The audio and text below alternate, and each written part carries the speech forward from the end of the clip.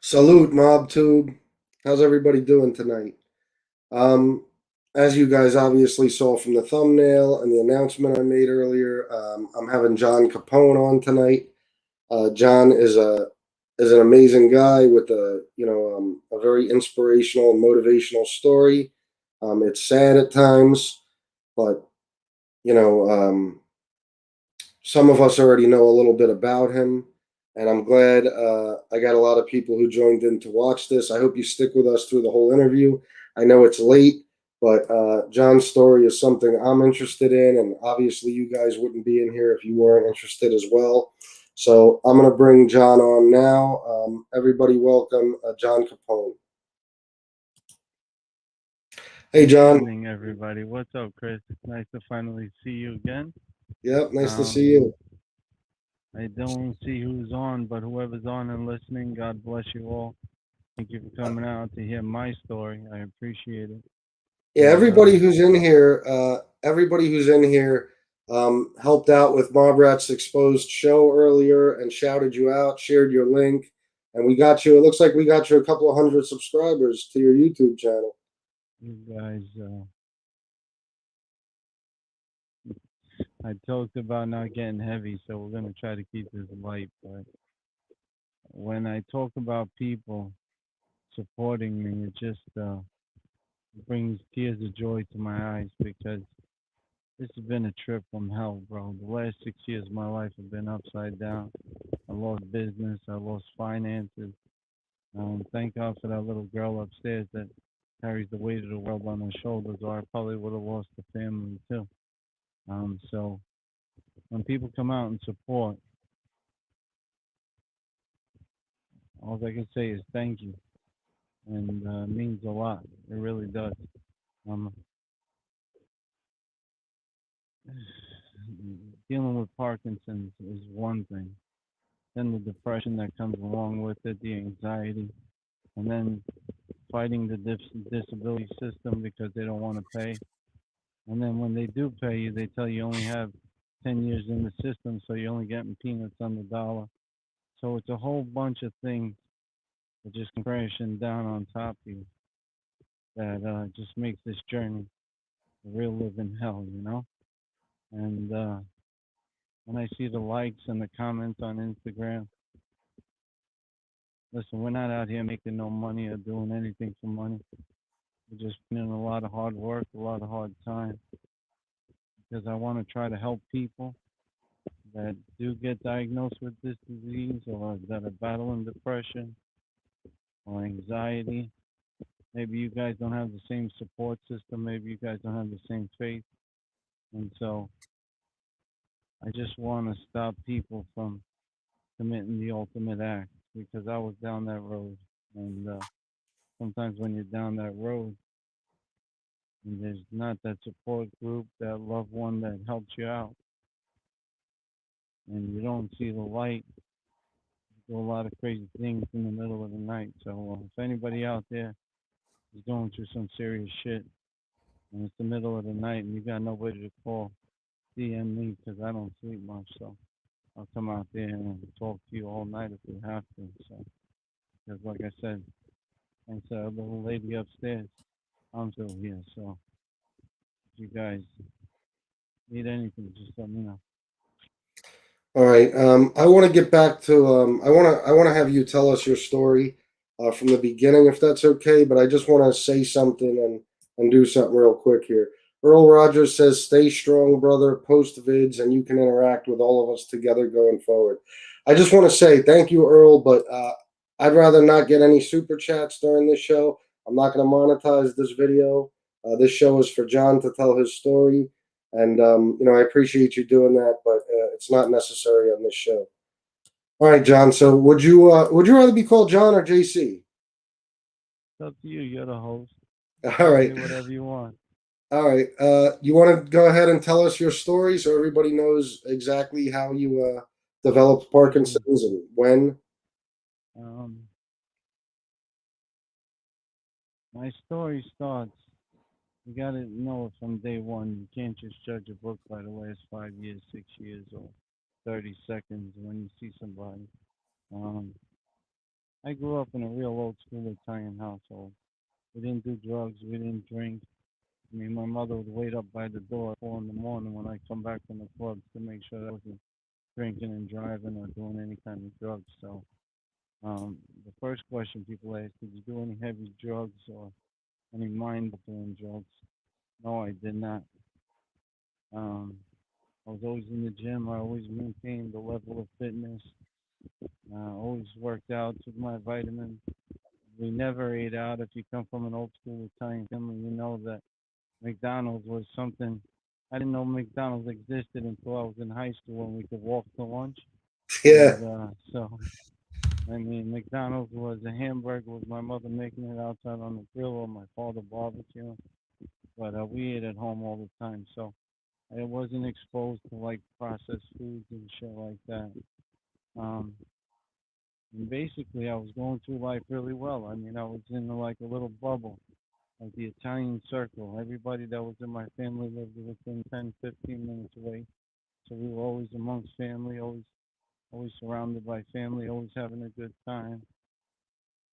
Um, Long story short, I had a construction business. I was doing pretty well, owner operator. And one day I wake up like 4 in the morning. My body's shaking out of control.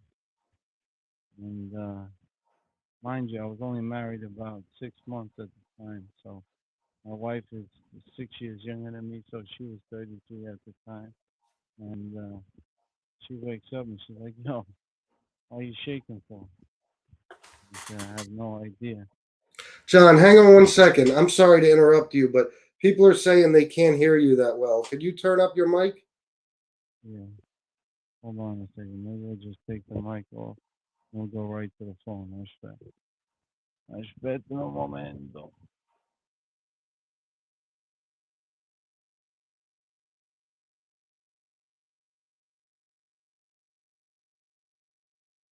No, I can't hear you now. Okay, I can hear you now. You got me? Yeah, yeah, that's way better. There you go. So, um, being married for 6 months and no kids and no obligation, 33-year-old girl stuck it out with me, and I got diagnosed. And that's a real ride or die girl right there. Um, Yeah. Basically, like I said, this doesn't run in my family. I didn't do drugs. I didn't do any mind altering drugs or anything like that. So, for the people out there that don't know much about this disease, it could happen to anybody, anytime. Not just an old man, old woman disease. Young onset Parkinson's is happening at every 9 minutes. Somebody under the age of 50 is contracting this disease, and they can't even explain it. So when I woke up shaking, my wife was like, "All right, knock it off. You're starting to scare me now." And I was like, "I can't stop." And she calls and she starts crying and she pushes me to the hospital. And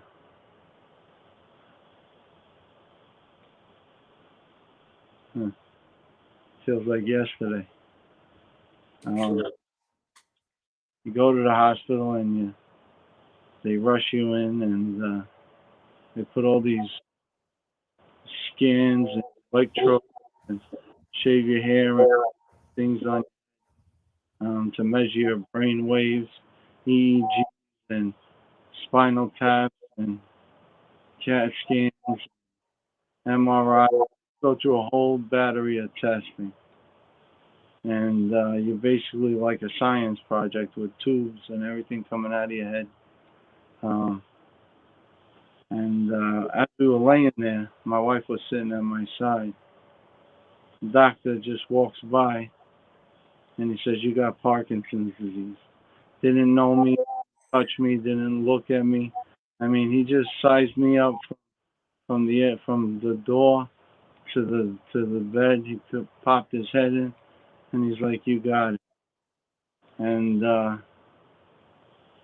imagine being 39, telling you that Parkinson's disease. Um,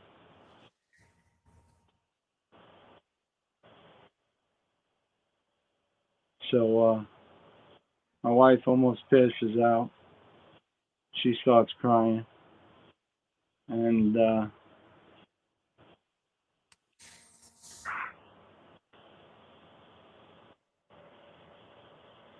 I told her, I said, "Listen, kid, you only got 6 months involved here. This is going to be a long, hard fight that's going to end up in real bad. So you don't have to do this. You're only 33. I hold nothing against you if you want to go get an annulment and walk out. And you could take the money and whatever else that you have to take. There's no fighting. There's no disrespect. This disease is one that hasn't been beaten yet. Get out now." And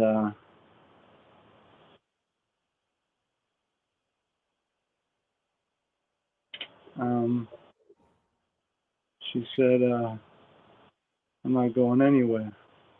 We're going to fight this together." And that was 6 years ago. And 2 kids later, we're still here fighting. Um, and thank God for this support group. Thank God for the Insta family. Thank God for God Himself for keeping me around and giving me the strength to carry on. But so that's how I got diagnosed, by some guy just walking by and tap you on the shoulder and says, "Hey, you got Parkinson's."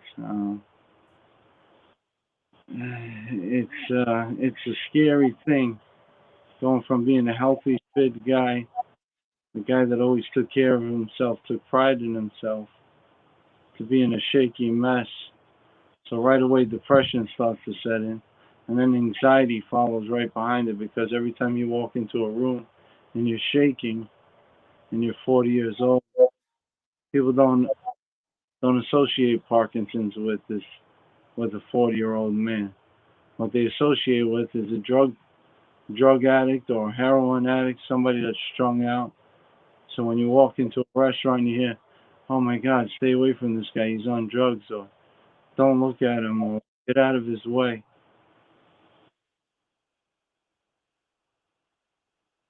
And I'll tell you, people that are handicapped is still here. And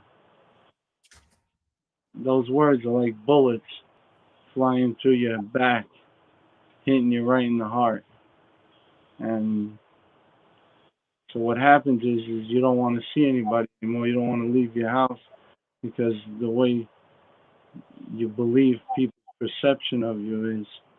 So it makes you lock yourself in a room. And then,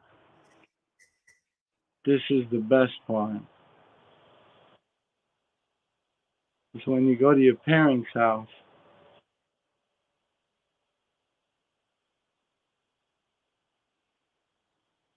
and you see tears in their eyes, and they're trying to hide it, and they're trying to joke around,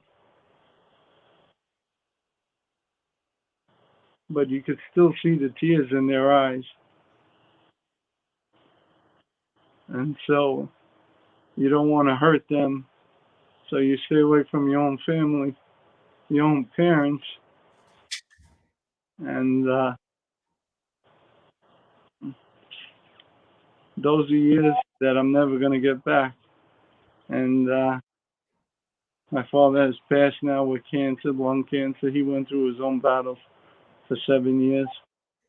But I just wish I was man enough to battle the demons back then, to go see them and to let them know that it's okay. I got this. I'm going to beat this. But at the time, depression had a deep hold on me. So I dropped down from 225 to about 189 pounds. I was hunched over, not caring about life anymore. And Now that my old man's passed, what kicks you in the ass every day is when those little kids, I got a 2.5 and a 1.5, when they reach up and say, Daddy, pick me up.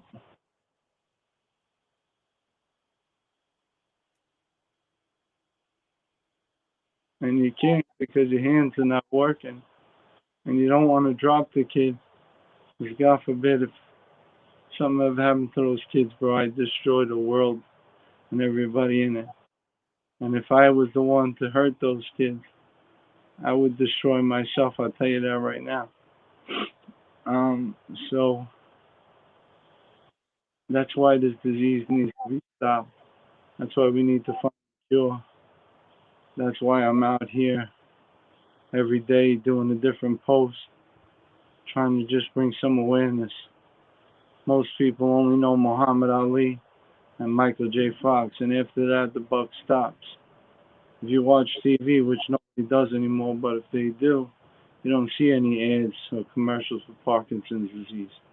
You don't see, you walk into Stop and Shop or Food Town or whatever, you don't see stickers, dollar donation for Parkinson's. All you see is everything for cancer and everything else. Um, so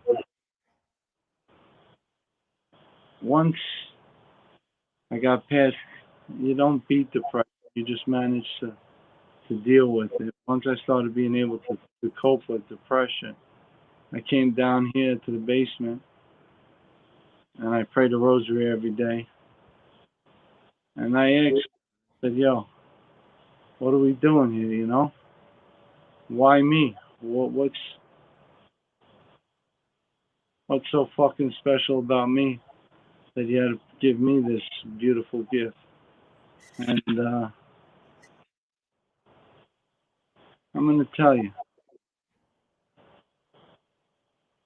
I'm not a holy roller, I'm not a reborn again, but it felt very clear to me that this was a mission. That God said, hey, listen, you got to carry this cross, but you're not going to carry it in vain. You're going to carry it to save other people and to bring awareness and to help. Because there's a lot of people that are not fortunate like me that have a ride or die or a good family or a good friend base. So for those people, this is what I'm doing this for. For those people that in the middle of the night are thinking about suicide and don't have the emergency contact or don't feel comfortable talking to a family member. I'm here for those guys and girls. And I know there's many of them out there. And this is a judgment-free zone. If anybody calls me out, no matter what it is, you're on the ledge, call me, I'll talk to you off the ledge. Because I've been there, I know what it feels like. And listen, you ask me, you have a cash app, you have this, you have that. And I'll tell you, after people heard that I was coming on your show, I got a lot of hits. And people are like, yo, we want to support you. And I'll tell you, Chris, I'm on the balls of my ass, bro. If I tell you what disability is giving me a month, you couldn't even, that's 1 week's salary for somebody that's a working man. But I don't want to taint this mission by putting, I don't go for handouts, you know what I'm saying? I'm not here asking for money, or there's no GoFundMe pages or anything like that, because I don't want to take this with money. I don't want people to start saying that he's got a disability he's trying to cash in on. What I'm trying to do, I'll sink this fucking ship, and I'll tell you that with all conviction. But I'm not going to go out there and beg for anything. So my main thing is to beat Parkinson's. My main thing is to help people. And that's where we're at now, bro. We have two beautiful kids, a great wife, and me shaking and shuffling all day long around the house. Um, but we make it work. And is it easy? Definitely not. See this hand right here? It's locked right now, so I'll show you what it looks like. What my left hand looks like all day long. And this is what my right hand does all day long. So just try. Try tying your sneakers. Try going to the bathroom. Try picking up your kid. Try sending a text message. Try doing anything with hands like that. And just let me know how you feel. Just try it. Chris, do me a favor. Put your left hand like this and put your right hand and just start shaking it. And now try to do something. Try to press your keyboard. Try to do anything. And continuous. I mean, don't you? You're doing it for 30 seconds. Do it for 5 minutes. Do it for 10 minutes. Do it for 6 fucking years. And tell me where you're at. And the thing that makes me that boggles my mind is that they came out with a drug called dopamine, levodopa, carbidopa. It was discovered in 1916. What's the number one drug today in 2021 to give to patients? Levodopa and carbidopa. So it's 100 and what, 104, 105 years that they haven't come out with anything new. And the funny part is that you go, I talk to people in Australia, same playbook. I talk to people in England, same playbook. Talk to people all over the world. Dopamine is the only answer that they have. And now, see, I'm a street guy, bro. I've always been a hard worker. See these hands? These was from swinging sledgehammers all day. I was a bricklayer, cement guy. Um, so I'm not a, and I don't plan to be, and I don't tell anybody that I am. But I'm a guy that has fucking common sense. If you give me, if I'm supposed to fight Chris, and the playbook that we're using, everybody has lost fighting Chris. Why would I use the same fucking playbook? Why would I take the same pills that have been used for the last 100 years? And if you look down the road 10, 15 years, these people are all fucked up. I mean, to the point they're moving out of control. Their eyeballs are spinning. So why? Why take the same meds that destroyed Muhammad Ali, Michael J? Why? And that's my biggest question. And I don't know. Nobody really has an answer for it. But again, we need to change the playbook, bro. If you know you're gonna lose, you're not gonna keep playing the same fucking way. You're gonna change your strategy. If you're getting your ass kicked in the first half, what do? You change the plays in the second half to try to win the game. Basically, what doctors are doing is just buying us 5, 7, 8, 10 good years, and then after that, you know what they say? We'll get to that bridge when we cross it. Imagine a doctor saying to you, imagine you're 39, right, Chris? Yeah. You're a strong guy and you're a fucking construction guy that swings 20-pound sledgehammers all day long. And imagine a doctor after you've been through the hospital and tests and everything is upside down, your whole world's spinning out of control.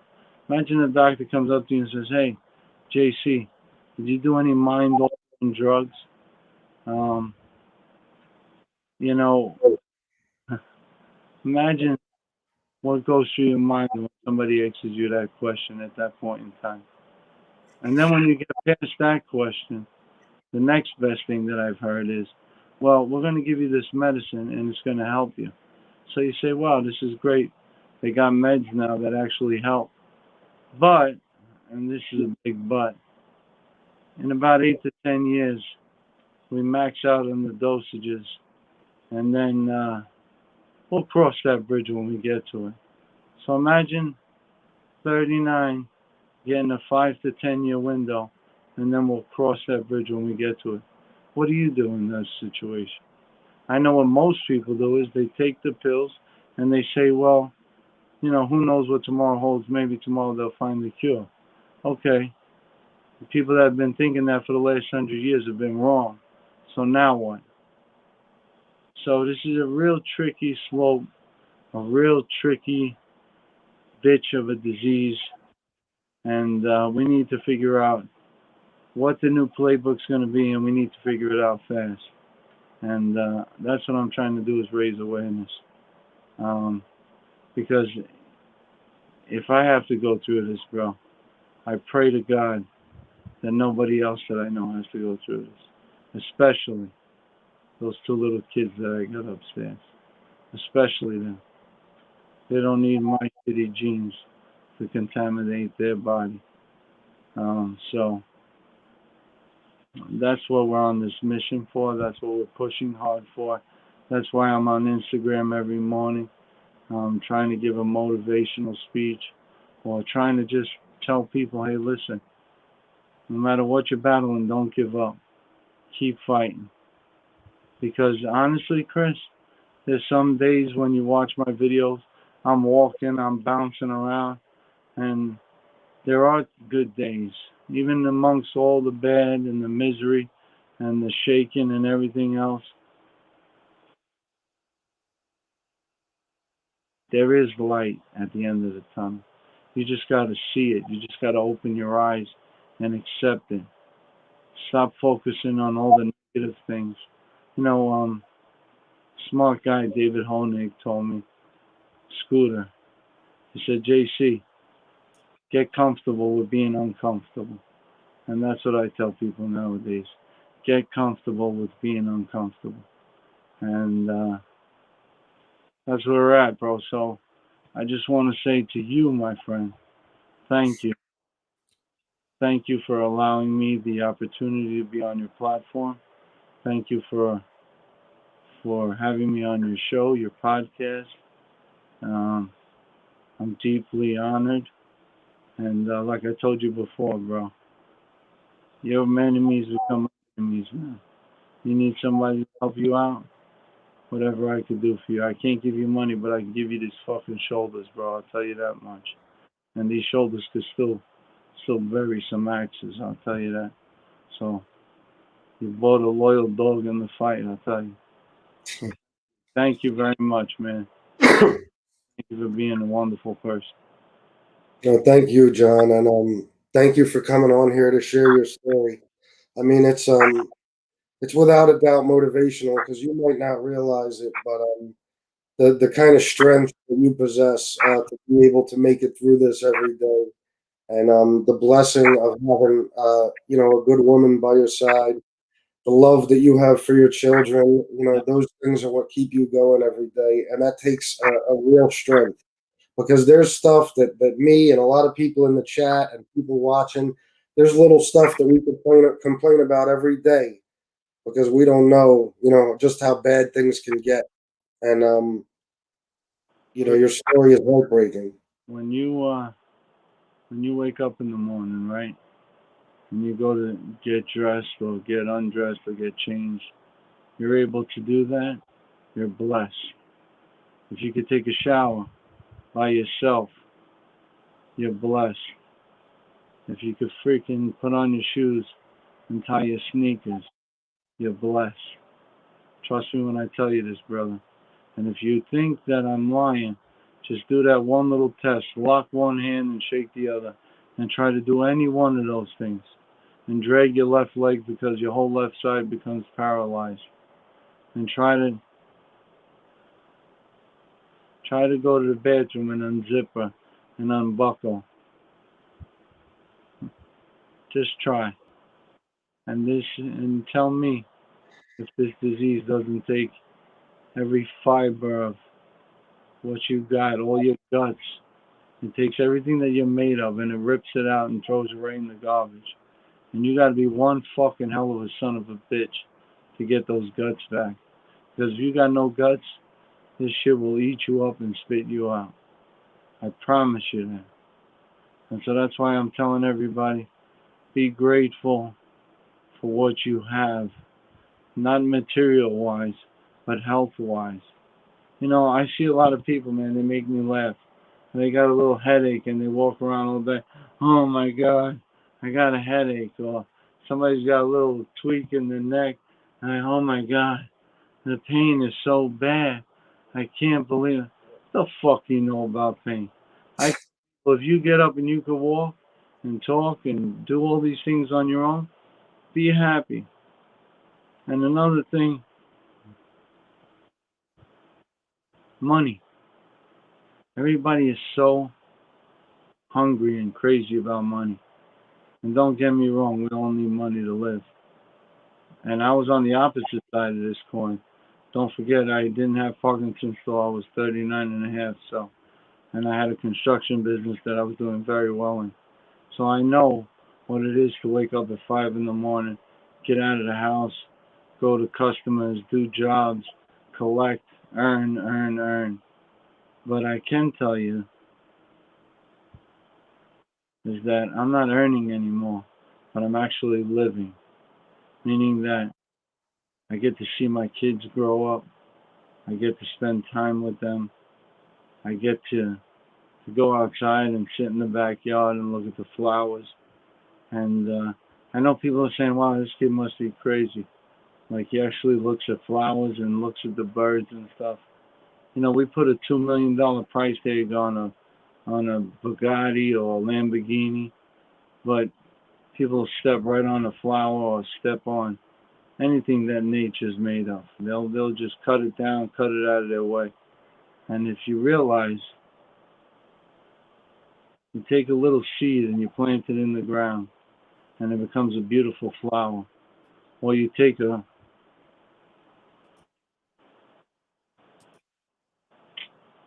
guys, don't take anything for granted. That's the bottom line. And money is nice, but think about what you're giving up to make all the money.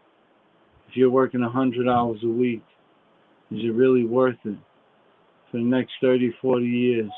You know, my father was funny. He'd say, I'm in my golden years. What fucking golden years? He said, I got cancer, I got this, my legs hurt, I got arthritis, I got triple bypass, I can't eat, I can't drink, I can't smoke. He says, what golden years? He said, when you're young, those are the golden years. So a lot of us are working two jobs, husband and wife or partner and partner, and they don't even have time to see themselves, let alone their homes, let alone their children. So my father also used to say, what once was a luxury is now a necessity. And maybe some of the things that we have, like, you know what makes me laugh, bro? I see one kid come out of a Escalade XLT, the extended long version. I mean, that truck is worth $1,300, $1,400 a month. And you know, for the people that got it, it's all good. You know what I'm saying? If you got it like that, that's good. But for the people that don't got it, and the people that are just trying to front like they make it, why would you want to work two jobs? Your husband working two jobs, not seeing the kids, not eating dinner at home, always being on the run, always being at work, just to have a car parked in the driveway? I mean, just to have 6 bedroom, 3.5 bath with two people and a little child living in it. I mean, if you live within your means, people, and you don't take life for granted and you don't become part of the rat race, life really isn't that bad if you stop and smell the roses. And I'm telling you this with Parkinson's, 6 years deep, that this disease in a lot of ways has become a blessing because I'm actually helping people and meeting new people and meeting people around the world. If I was in construction, I would have never met you. I would have never shared a story with you. I probably never would have been on Instagram. So you could look at something in two ways. You could look at it as a curse and be miserable every day and want to kill yourself. Or you could say, you know what? I got a DM from somebody, a lady named Donna, who had cancer, stage 1 bladder cancer, and she's on one of my videos. I told her we would pray together, and we started praying together. And she went to the hospital for a follow-up visit, and the doctors were able to take the nodule out, and she was cancer-free. And Wow. she called me 2 weeks ago when she went back for a visit, and the doctor said that the cancer did not spread. It didn't go into her body. It didn't go into her lymph nodes. And she said, JC, thank you. God bless you. Thank you for the prayers. Thank you for being there for me.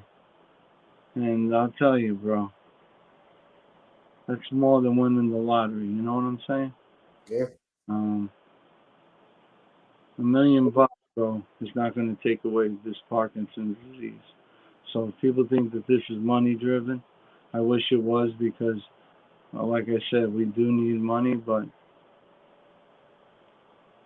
it's not about that anymore. Now it's about helping people and bringing awareness. Because, like I said, even the richest of people with all the power and resources in the world, like Michael J. Fox, Muhammad Ali, they couldn't beat it with all their money and everything else. That just goes to show you that some things just can't be bought. So we have to get vigilant on this, and we have to bring awareness. Um, and with that being said, I was thinking about going bold all the way, but then I said, you know what? Stop right there. So if you look, we're kind of like twins on the side, but then I got over here on the top. But I almost did it for your show. I almost went, but then I said no. So you thought better of it, huh? Yeah. The whole thing is aggravating to think about what we spoke about earlier about how, unless a celebrity has this, or there's somebody they can publicize and it becomes mainstream, there's no real, there's nothing being done. I mean, all this money that goes to these foundations and everything else, and what's happening? You hit the nail on the head. Money. With Yeah. money comes foundations. With foundations come big executive positions, CEOs. And listen, don't get me wrong. These foundations are doing their best, I would say, but maybe their best isn't good enough. Maybe we have to find a different foundation or something. I mean, like, you give a guy $1 million today, $1 million tomorrow, $1 million 10 years from now, and you say, oh, where are the results? Well, we produce this little pill that helps the shit a little more, but found something to cure it. No. Would you continue to keep giving that guy $1 million a year? Oh, I mean, you know what I'm saying? So, um, see the net worth on these foundations. And that's why when you say, JC, do you have a foundation? I would really like to give money to people that are in need, that are battling foundation. I on would really like to give shit, money. Sorry, JC. that's Go okay. ahead. I think people, rather than giving it to foundations, give it to people that are in need. Give it to the people that are actually fighting, that are losing their homes because they can no longer work, or they don't have no money to buy food because they're just not making it. Give the money to those people. So the big foundations with the CEOs that are making their $1 million a year pension packages and all this shit, do they really need it? I don't think so. And I think you would be be better off. You would get more satisfaction out of giving it to a family than giving it to somebody at some foundation. From my own personal opinion, but again, everything I say is based on my opinion. Um, I'm not a doctor, but I do think that if you're taking meds to mask a situation and you know they're not going to cure it, and within 8 to 10 years, it's going to destroy you. Why bother? Look for alternative meds. Um, I know nobody wants to hear this, but medicinal cannabis, it works wonders. Um, it's not a gateway drug, guys. It's not the devil's cabbage or whatever the fuck The devil's lettuce. the devil's. Um, honestly, it gives relief almost immediately. It doesn't last. It's not by any means. It's not a cure.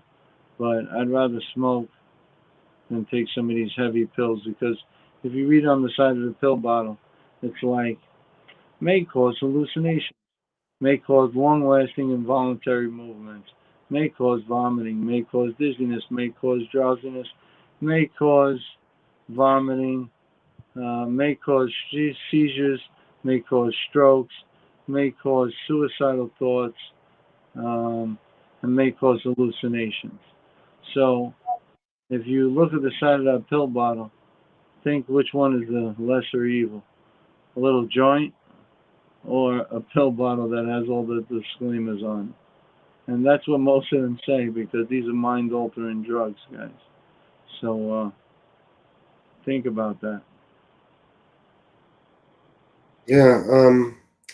This is why, one of the reasons I wanted to have you on too is because somebody like you, who's suffering the way you are and going through what you are, but has found the strength to battle it and to keep fighting every day. Somebody like you really needs a platform, a large platform where you can speak about this every day. And that's why, I want to ask everybody again. I keep dropping the link. I think Kevin Mack is dropping the link. Please go to JC's page and subscribe. Let's get him as many subscribers as possible. You guys are amazing. Um, try to find me on Instagram.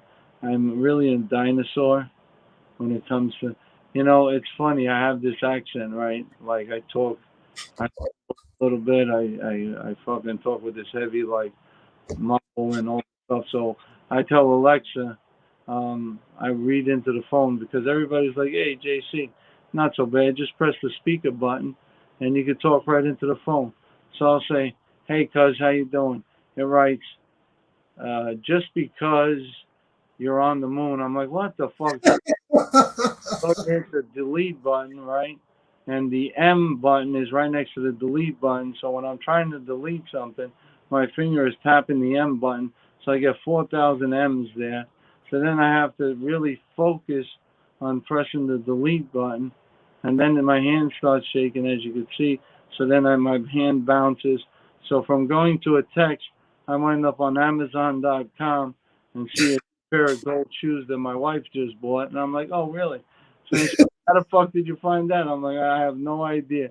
These fingers just keep going. So, but you got to make fun, bro. You got to. It took me a long time to be able to say the word Parkinson's, and it took me an even longer time to get comfortable with it. And I think one of the worst things that I did was not taking ownership of the disease. Even today, like I'm still shy on saying I got Parkinson's to people because it still hurts me inside and it's still mentally depressing. But the faster you cope, the faster you accept the disease, the better off you're gonna be. Because save the time of worrying, save the time of crying, save the time of locking yourself away in a room, and get out there and fucking fight. Um, 3.5 years locked in a room. I wish I would have got them back, but time is the one thing that we cannot get back. And so if somebody's just getting diagnosed out there, start getting your diet right, start exercising. I mean, really jump on it. And remember, you are in control of your own body. You are in control of your mind. Now, God created us with the Holy Spirit inside of us. We have greatness inside of us. We have an immune system that is built inside of us to fight off these diseases. So we just got to believe, and I mean, you really got to believe, bro, that this is just temporary. And take ownership of the disease, and trust me, you'll save yourself a lot of heartache. St. Padre Pio said it the best. Pray, hope, and don't worry, because worrying is useless. Sitting in a bed crying about it is not going to change the fact that we got it. What is going to change the fact, get out there and start fucking fighting. Hitting the bag, working out, drinking your water, taking your vitamins. I mean, get active as soon as possible and get out of the misery, because it's easy, bro. I could start crying in 2 seconds if I wanted to, because the hurt and the pain, the depression never goes away. But you manage to like keep that devil on your shoulder. You manage to keep it on your shoulder, not in your heart and not in your mind.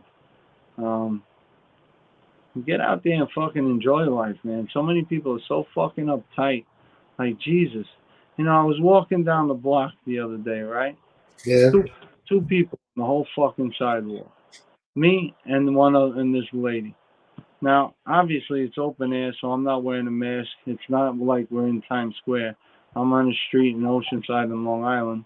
There's nobody on the sidewalks. And this lady, bro, takes a mask about 40 feet away from me, puts it on, puts her head inside the mask, ducks to the side, and I'm like, Jesus, is this what the fucking world is coming to? Come on, bro. Come on now. I understand when you listen. I wear a mask all the time, but I don't wear it when I'm walking in the park. I don't wear it when we're in open air. I mean, let's be real. And when you're driving in the car by yourself, you don't need to wear the mask. Trust me, I promise you. You don't need to wear the mask. Walking in the car with the windows rolled up in 100-degree heat with a mask on, you're gonna get killed first by passing out and getting into a major car accident than you will by COVID. I promise you that. But it doesn't cost much to be nice. I really, one thing I could say about living in New York is that people always have an edge on them, and I could tell you this from experience, because when I go down to Florida, like in Florida, it's so much different. Florida, you're walking down the street, right? And people go, "Good morning, sir. How are you? Beautiful day out." So the first time I went down to Florida, somebody's like, "Hi, good morning." I look at them like, "Yo, what the fuck? You got a problem? What's going on here?" So the guy looks at me, he's like, "Yo, you're from New York, right?" He's like, "Down here, we're just like chill, you know. This is Florida. Everybody's on vacation, so calm down." But, and that's what I want to tell people, is that along the way in life, like, it's funny, I have young children, and I'm 45, so I led a pretty good life up until now. And as as children, the innocence, like the imagination, the coloring, and seeing things, and the joy and the jumping around. As we get older and older, we lose all of that. And it's really a shame that we get so hard that when somebody walks down the street and says hello or good morning, you look at them almost as if they're trying to attack you or something. I wish we could get back some of that innocence that the children have. I wish we could, like, imagine a 40-year-old man running around the park playing hide and go seek. How that wouldn't go over well. They'd probably call the fucking psych ward on you or something. But I'm just saying is that enjoy life, because you don't know what life's going to give you tomorrow. So if you could smile today, do it.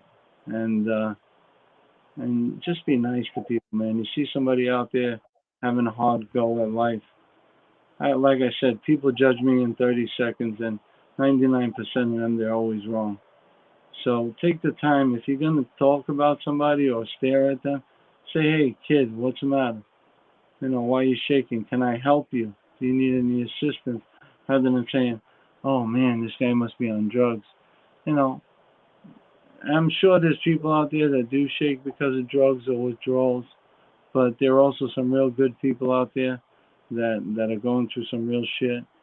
So try to be nice, man. It's always nicer to smile and say hello to somebody than being nasty and miserable. And trust me, man, I totally understand. You're going through life, you got a shit job, you're making shit money, you got a shit boss, and so most people, life is really not happy.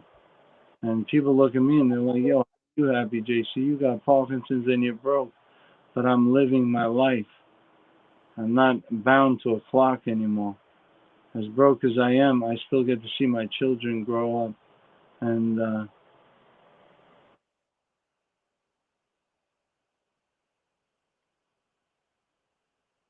as much as I can do, at least I'm here for them. At least my ears still work, my mouth still works, and my heart still loves. And these kids, they don't judge. They don't look at as a handicap. They look at him as daddy. And I think a lot of people are missing out on being a dad or being a mom because they're working so hard just to keep up with the Joneses. Fuck the Joneses. Yeah. Uh, Be the Smiths of the world. Be the Capones of the world. Be the whatever. Just be you. You know, there was a guy that his name is Dr. Eric Thomas. He said his son wanted to buy some chain that was worth like $10,000 because it had some famous person's name on it. And he's like, why don't you put your own name on your back? Put your own name on your clothes and represent yourself rather than making somebody else rich. And that's what I want to tell people.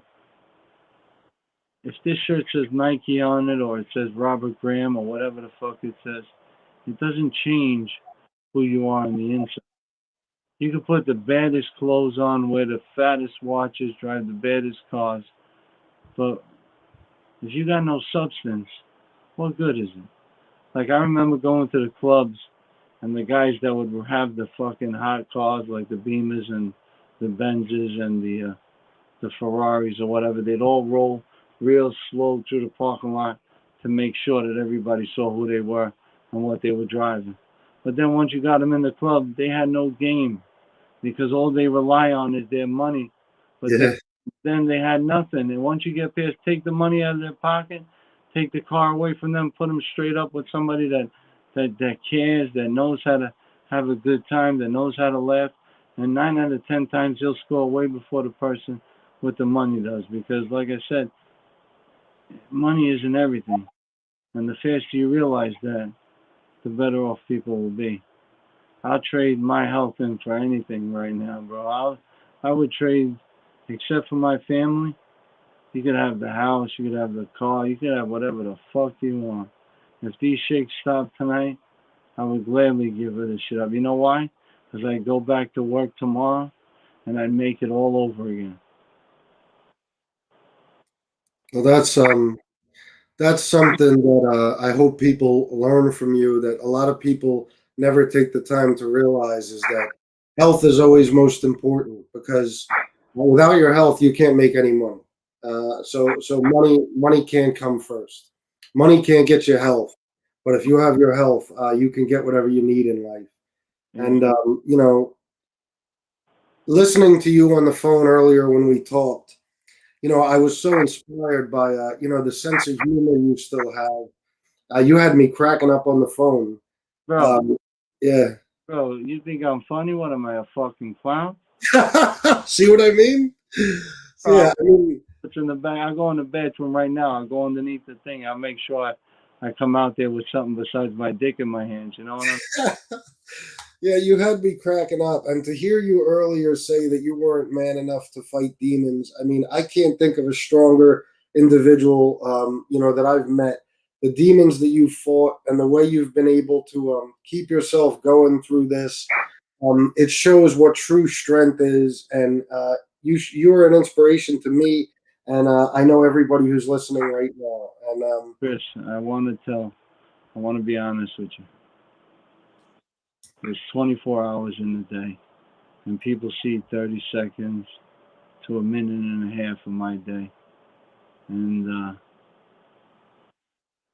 I tell you, anybody that's battling depression or anxiety or both, or battling some disease, they understand what I mean by the demons. Because as soon as you stop and you start thinking about your disease or what you're going through, those demons, they creep up real quick and they jump right in your head and they try to bring you down. And so within 24 hours, the demons come out. I'm not going to lie, man. There's days where I cried. There's days where I'm angry and I'm frustrated, especially when you're trying to do something and it's an easy, like a stupid task of tying your sneakers or trying to text somebody or write an email and you keep pressing the buttons and your hands are all over the place so you can't write this fucking email. Something that's so simple and so stupid, it frustrates the shit out of you, bro. But reality is life is not easy, and I don't want to come off as a guy to say, "Oh yeah, life is beautiful." Life, no, no, no, that's bullshit. This life is hard, and it takes a lot for a little bit of happiness, bro. I gotta suffer 80, 70, 80% of the day just to get a little reprieve.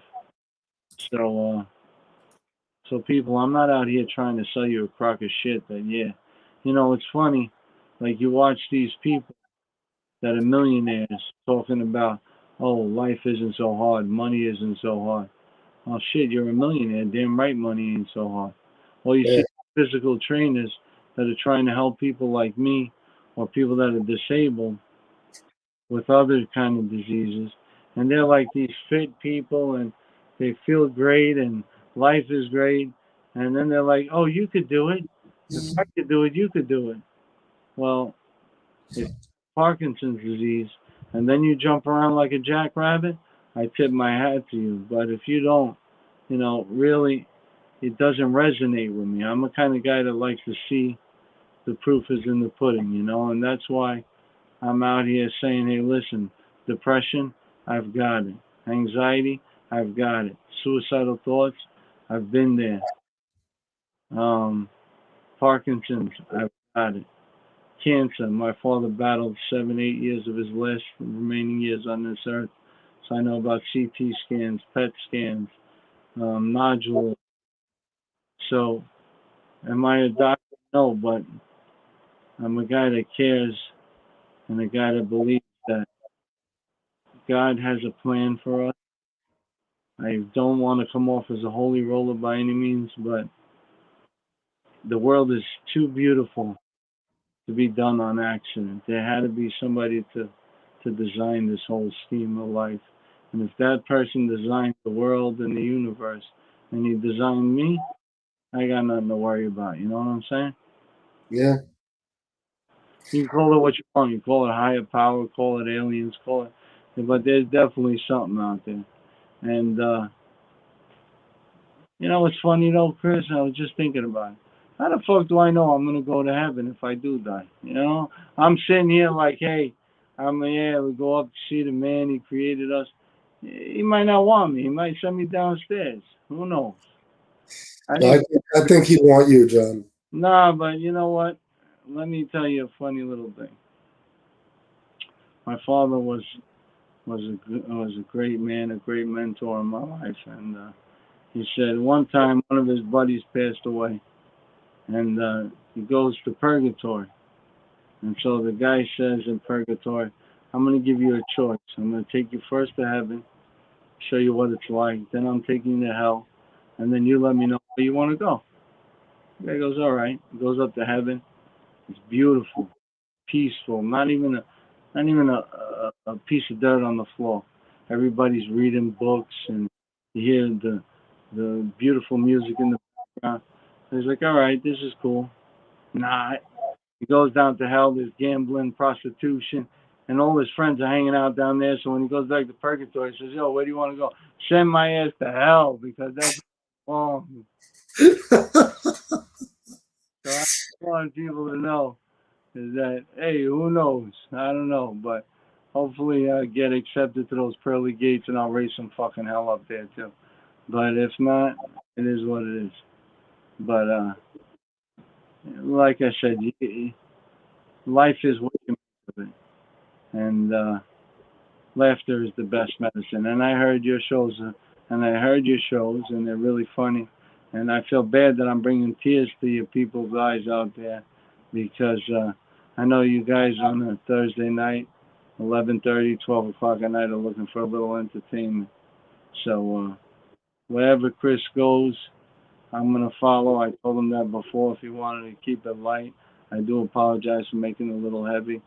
It's just the emotions are so heavy inside of you, that you just can't hide them. You can't. I don't plan on crying, but when I talk about my dad, or I talk about the kids, or life in general, it just chokes me up inside, because it's fucking hard, bro. And I was one of those guys skating along, like I said, in my little Italian cocoon, where I grew up with all my family within broomstick distance. Like my aunts would whack my ass with a broomstick, my mom would whack me with a. So I was in that little bubble of protection, like. So to get this disease and to get depression and anxiety really took my world and spun it upside down. So if there's anybody out there that needs a helping hand and just needs somebody to kick the shit with, give me a DM and I'll try to help you out as much as I can. But keep in mind, I'm only talking from personal experience. Chris, do you ever battle depression? Yes, a lot of my life I have. Yeah. And what would you say was the cause of the most of your depression? Because I think that people look at you, they say, "Wow, he's a funny guy. He's got a great show and this and that." There's no way he's going to be depressed. But you'd be surprised how many people are really battling depression, and it's a real serious disease. And I think that needs to be addressed as well. So what gets you down in the dumps? With me, I have a history of drug and alcohol addiction where I made some mistakes and I did some things that I regret, and that definitely causes the majority of the depression in my life. It's hard to deal with sometimes, but like you said, that's why I think it's so important to have a sense of humor. You got to keep laughing. Yeah. You can only cry so many tears. If I don't have a sense of humor, I look in the mirror and see this mug in the morning. You're telling me. Listen, I just want to show you how you are helping people. I don't know if you can see this, but No, Brian Scarbati said, "Thanks for the depression and anxiety video. Really helped me out, John Capone." And there's a lot of people in the comments right now that are saying that you're an inspiration, and you are. I mean, I hope you realize that not only are you not asking for anyone's help, but you're actually offering help, and that shows what kind of man you are. it's funny because I pray a lot, and like I'm gonna be honest with you, when you get a disease or a disorder or something's going wrong, first person you call up, hey God, I got to talk to you. So that's like two things. When things are going really well, you're like, yeah, God, thank you for being great. And when shit hits the fan, you're like, hey God, I got to talk to you. So you just gotta understand. We, in my belief, that we're here for something. Like we weren't just put on this earth just to lollygag and just be nothing. We all have greatness inside of us, but I think we have to pull it out of ourselves. And I think unless if God would have gave me a cold, would I have shut down a construction business and gone on Instagram? No. God needed to hit me with a sledgehammer so fucking hard to stop me in my tracks that he said Parkinson's is what you're gonna get. And it's not so bad though. And yeah, it sucks, and yeah, it's hard, but it's not so bad, bro. And the most important thing, like you said, is a good sense of humor. You got to be out there. You got to have a good sense of humor. You got to take things as they come. And I used to be the guy that used to stress the bills all the time. Now I'm like, hey, listen, I got the money I pay. I don't. What am I gonna do? What the fuck am I gonna do? What are you gonna do? Bleed money from a stone? I got nothing. What do you want to take? My fucking balls? Go ahead. What are you gonna do with them? You know what I'm saying? They're on the shelf anyway. Once you get married, you put them on the shelf anyway. So I'll take them. I'll give them to the birds. What are they gonna take from me? So yeah, I tell you, depression and anxiety was a disease that I never thought was a disease. And I'll be the first one to say it, that I used to be like, that guy's depressed. What does he have his fucking mind? Was he cuckoo? He's got a nice job, a nice wife, this, that, and the other thing. He's got money, and he's depressed. Tell him to man up and just deal with it. And then, see, funny, God has a funny fucking way of playing tricks on him, and he kicks you in the ass and gives you depression. Then you're like, holy shit, this shit is real. Anxiety, when you walk into a room, you're looking at the place and you're sizing up where the exits are, because if you have an attack, you want to get out real quick, and anxiety is real. But I do want to tell people, try to stay away from the Xanax and all this other stuff, because yes, it does work, but these are heavy drugs that can do a lot of damage, and a lot of people go through withdrawals when they try to get off of these drugs. So just be careful out there. Don't take whatever's necessary, but take it with the understanding that it's only temporary. You don't want to load your body up with all this toxins and shit like that, because I do believe that in the long run the pill will kill you before the disease does. But yeah, man, I have a fucking great night with you, Chris. I tell you, I Absolutely. I gotta get me one of them chairs though that you ripped out of a Ferrari or something, bro. You got yeah, No gaming chair, yeah. you got the red and black. He's got the things on the side. He feels like he's in a spaceship. I'm over here on some fucking old ass recliner that's down in the basement, and he's sitting in a nice Ferrari chair. God bless. Those chairs, though, those old chairs that they're already fitted to you. God, From sitting on them for so long, they're the best. this chair knows one ass, and that's mine for the last fucking, I don't know, 10 years. So when I sit in it, it's just like, oh, how you doing? You know what I'm saying? Yeah, Chris, where are you located? Pennsylvania. Pennsylvania. Yeah. Who the fuck lives in Pennsylvania? I'm right outside of Philly, so it's not too bad. Wow. One time I was upstate, right? And Yeah. in the middle of the woods. And I meet this guy that owns a little pizzeria out there, an old school Italian guy. And I said, Paisa. And I speak Italian, so I said in Italian, but I'll say in the, I said, did you come over on the ship? He says, yeah, I come over on the ship. It took me 2 weeks. U.S. Constitution. I come in 1956. So I said, how the fuck did you wind up all the way in the woods of Bethel? I said, there's no ports around here. There's no. And this guy started laughing. And then that's the same question I asked you. How the hell did you wind up in Pennsylvania? Did you always start off in Pennsylvania? No, no, absolutely not. No, I grew up in Queens, New York, but as I got older, my parents, my brother started getting into a little bit of trouble. My parents thought it'd be smart to get us out of there, and they moved us here. Isn't that the case?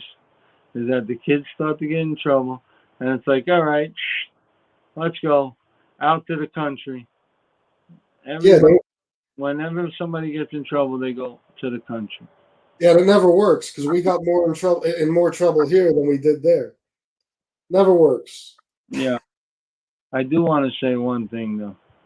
I sometimes I'd rather live in the country because these towns are getting so fucking populated that like you can't. There's traffic everywhere you go.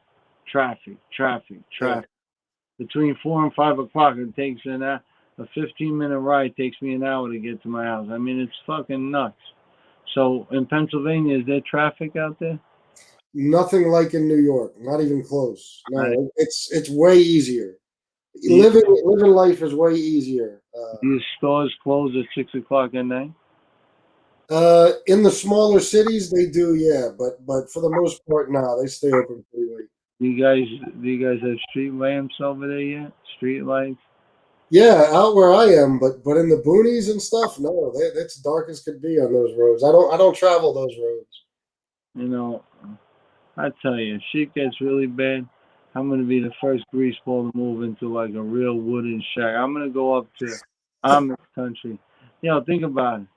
We have no electric, no TV, no nothing. You know how much cable vision cost me a month? $229 to watch this fucking TV, and I don't even watch it. I'm on this YouTube all day, but the cell phone, $189 a month. But if we add up all our bills, there is no way we could survive. No No, way. Especially living in New York or in the major cities, there's no way you could survive. Because before you even walk out the door, you put the cell phone on your hip, that's $189. You yeah, put you turn on the TV to watch Channel 12 News, and that's another $229 a month. Then you have your car payment. By the time you hit your car, there's another $600 a month. Times that by two, three cars in the driveway. How much fucking money do we gotta make just just to walk outside the door? Besides the mortgage, besides the taxes. So I think to myself, I say, well, why the fuck do I do it? And you want to know why? Because I don't know any better. yeah, yeah, That's you got that right. I don't know any better. And I'm telling you, I'm scared to go somewhere else because if I go, I might never come back. Because you can get a house in Arizona for $159,000, 3 bedroom, 2.5 bath, $2,200 a year in taxes, and you live like a king out there. But Yeah, yet, I don't know. I guess I'm like an old donkey. I live in the same spot. I go the same roads every day, and that's it. I travel the same roads every day. What is it? Thanks for the person. Oh, I saw that. Who's that? that's a guy named Brian Scarbati. Brian. Depression is very real. Anxiety is even real. It's totally real. And I feel for you, brother. I mean, you know, Chris, do you ever get an anxiety attack, a panic attack? I had one a few days ago. Yo, you ever watch a movie Analyze This? And Yeah, it was a fucking heart attack, Don. Because I'm telling you, a panic attack, an anxiety attack feels just like, if not worse than a heart attack. Your body tightens up. You become all fucking locked up. You start sweating. Your heart starts pounding. I mean, my legs freeze. So I'm like, what the fuck is this? So I go to the doctor. He says, oh, welcome to the world of mental health issues. I said, really? What do you mean? I said, maybe it's a heart attack. He said, no, you had an anxiety attack. I'm like, shit, man, that really sucks. So, yeah, mental health is something that I don't think is talked about enough out there. I mean, and I think there's a lot of people suffering. You know, I could talk for hours, Chris. You got to go to bed, bro. So, we might no, I'm good. I'm good, John. I'm here. I'm right here with you. are you sure? Yeah, absolutely. Whatever you want to say, we're here to listen. No. I think I get a lot of DMs because a lot of people in lives they're scared to say what's really going on. They don't want to put themselves in the public eye. They don't want to tell people what's going on. But people are scared. People that are holding positions. Um, reason why I say this is because I got a couple of people. Some people that were in the Marine Corps. Some people that are first responders, and they're like, hey JC, I suffer from severe depression and severe anxiety, but I don't tell anybody because I don't want them to think that I'm crazy. I don't want them to not hire me for a better position because they think that I can't handle it. Um, we got to stop being scared of what other people think, and we got to just own what we have. You know what I'm saying? And very important that people don't be afraid to express what's going on in their lives because they're scared that somebody might judge them based on what they're feeling, and that's wrong, bro. We gotta really break those stigmas. We gotta be able to talk freely and not to be judged because of handicap. You know what I'm saying? Yeah. Yeah, sometimes people let their pride get in the way Yeah, of what's really good for them. yeah. I would drag my ass up and down the driveway, into the car, around the stores, because I refused to walk with a cane, right? I refused. I was like, yo, I'm 39, I'm 41, I'm fucking walking around with a cane. Are you fucking kidding me? Now, I don't leave unless I got my cane. You know why? That shit is like having an extra 6 foot arm. I could hook things, I could hit things on the fucking head, I, I could move shit out of my way, and it helps me walk. It gives me the stability and the balance that I needed. But it took me 3.5 years, took me to put my pride on the side and say, hey, listen, asshole, rather than dragging your ass around, just use a cane. Yeah, I'm going to feel weak. I'm going to feel that. No, actually, you feel a lot better because you're using something to help you.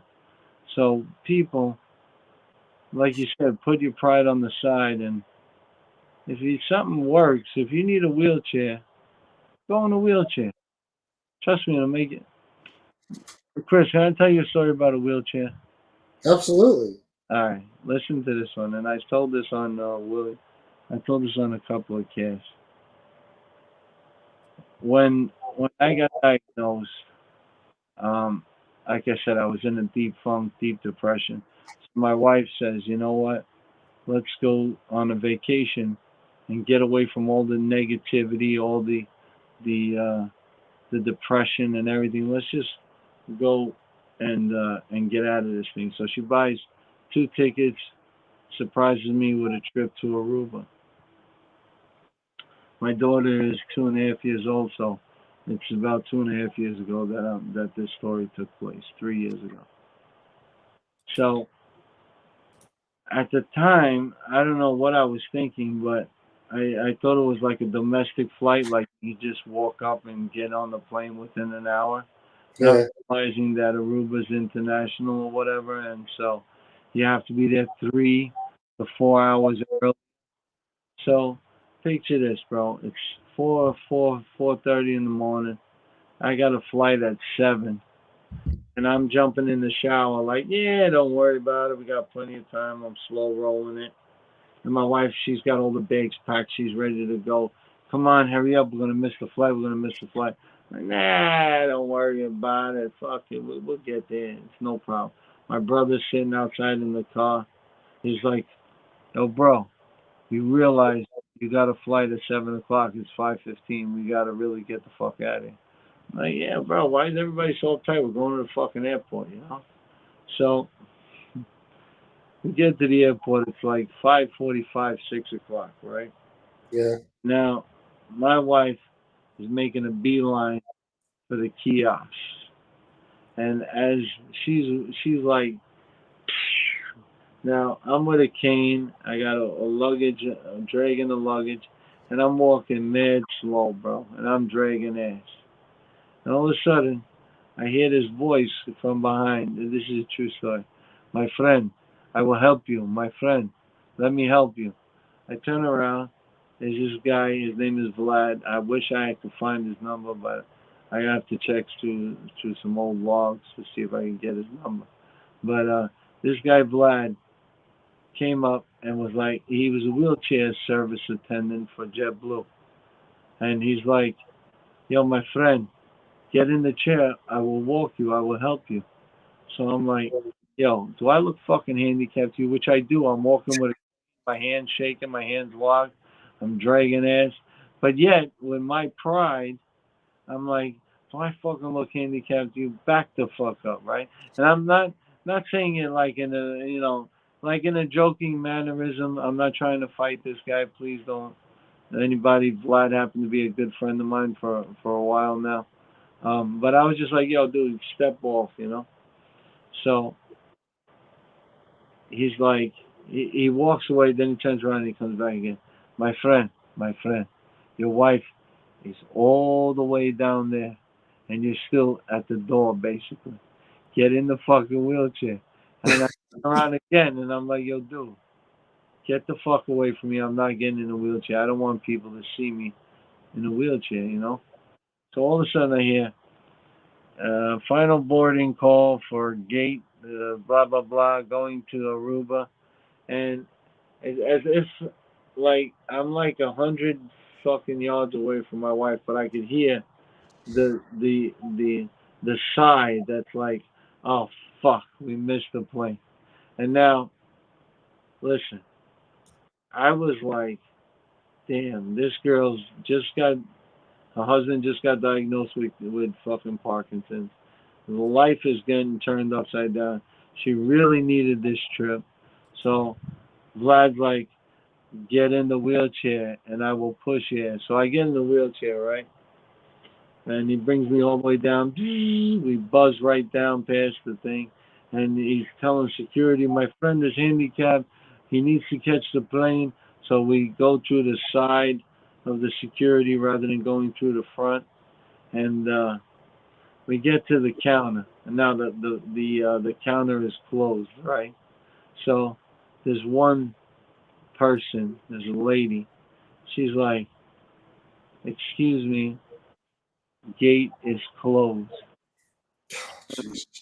So now me, I'm like, all right, let's just go the fuck home. My wife starts crying. Right, this poor girl has had a stress level up to the wazoo. She's like, we miss this fucking plane. When we get home, I'm gonna kill you. Like, when somebody is like really that passionate, of like, so I was like, oh man. I'm like, yo, I fucking fucked this one up big time. So thank God for this gentleman Vlad that did not know me from a hole in the wall. And this is why I say blessings happen every day. And if you just look around you, they're there right in front of you, but you just got to be willing to accept it. And so he's like, please. And this lady, I don't want to say the C word, but she was a real C. You know what I'm saying? Oh yeah. And you know what? No disrespect to her. She probably worked fucking a long day that day, and she was just not having it. So the guy goes, let me see your supervisor. Like, this guy's fighting on my behalf, and I'm like, wow, this is amazing. So the supervisor comes up, and he's like, and I just grabbed this guy to the side, and I'm like, listen, dude, if you don't do it for me, do it for that kid right there. I just got diagnosed with Parkinson's. She's Her mind is blown. She needs to escape. Can you please open the gate? And like I said, not for me, cause I'll go home. I'll sit on my couch. I'll fucking hang out.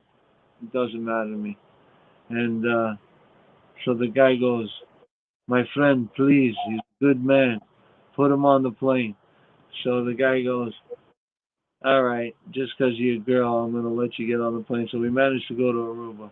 But that guy, Vlad, if he ever hears me again, please contact me somehow. He works for JetBlue. He's the wheelchair guy. Um, put your pride to the side, because if I wouldn't have put my pride to the side, my daughter would have been born. Because in that trip, I guess because we were relaxed, we were having a good time.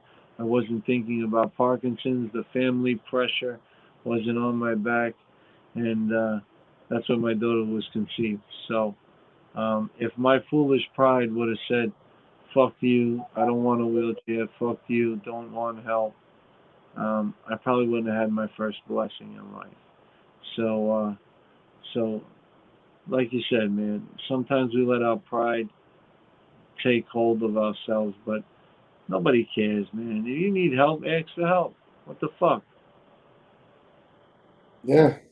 Yeah, I agree. As men, that's what we do. We have this little pride balloon we walk around with over our heads, and it hurts us more than it helps us. It really does. It really does. And Yeah. you know, when I was young, I thought I had something to prove, and always being the strong, tough guy. You don't got nothing to prove. There's, there's, what you got to prove? Prove to yourself. You're happy with yourself. That's all that matters. You're doing right by your family. That's all that matters. Like I said, man, the clothes, the cars, that shit comes and goes. That's all temporary. When we die, the Egyptian kings, the pharaohs, tried to take that shit with them. And guess what? An asshole like me ran in there, dug a hole, and robbed them asses anyway. So, so you can't take it with you, even though you try. Only thing I'm gonna take with me, bro, is the one piece that I love the most. You wanna know what it is, bro? But My truck. My um, damn right. I love my truck. It's my truck. It's, it's a truck that I've always wanted, a truck that I've gotten. It's a 2017, but you could, and you won't get any off or anything off the. It's so meticulously kept. Even though I don't drive much anymore, I still wax the shit out of that car and keep it clean. And yes, this disease does fuck with your driving. Um, some days you're shaking out of control. Be smart, use your better judgment. If you're not capable of driving that day, don't drive because you not only save your life, but you can save other people's lives. But the one thing, bro, I want to be buried in my fucking truck. Buried in the ground, rolling me down with my pickup truck, and lower my head, throw the dirt on top, and just put me like this. Yeah, just chilling. And that's how I want to go out. I don't give a fuck the house, the things, the kids, the what. Take everything, man. I don't care. But my truck, that shit's coming with me. I'm gonna write it up in heaven like, yo, what's up? You need a ride? Let's go. well, let's just hope the truck is 40, 50 years old before that happens. Yeah, you crazy? You think I want another 50 fucking years like that? Hey, why not? Nah. As long as it doesn't, listen. As long as it doesn't, as long as it doesn't take away who I am. As long as it doesn't, listen. It could take away my muscles. It could take away my ability to move. But Alzheimer's is also affiliated with this disease. Dementia is affiliated. They're like all come together. So the one thing that scares me, bro, is Alzheimer's or dementia, where you don't realize who you are or who you're talking to, and that's the one thing that scares the shit out of me. You could put me down, you could take my arms, you could take my legs, but you take who I am inside as a person, and you shelf that, you're better off just shelving me, you know. Um, like I said, pain, I could eat that. Shakes, I could deal with that. But losing your own self, that I would not be able to deal with. And I see a lot of people going through Alzheimer's and dementia. It's really sad. And the real warriors are the family, because when you're laying in bed and you don't know what the fuck is going on, it's like, okay, he doesn't know. But your loved ones that come and watch you and see you slipping away mentally and see you dazing off into somewhere else, it hurts. And a lot of tears are shed. So, with that being said, yo, Chris, bury me in my truck. If I start calling you, I don't know, something else, and I don't know who the fuck, just take me out back 2 in the bad. Think. Don't gotta be nothing crazy. Or you can even do like the guy did in the one who flew over the cuckoo's nest. Take the pillow, just it's okay, bro. I'll be cool with it. And when you come up to hell, I'll be like, yo, bring him back to heaven because he did it on my request. So it's all good. But I really want to say thank you, bro, and to all the people that listen.